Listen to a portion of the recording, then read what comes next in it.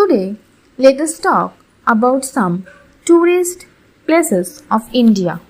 Kanyakumari, also known as Cape Comorin, is a city in Kanyakumari district in state of Tamil Nadu, India.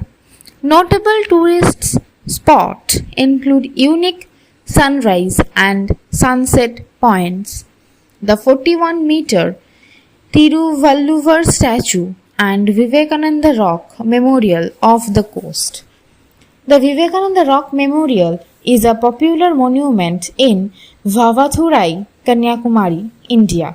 The memorial stands on one of the two rocks in Lakshadweep Sea, located about 500 meters east of mainland in Vavathurai. It was built in 1970 in honor of Swami Vivekananda, who said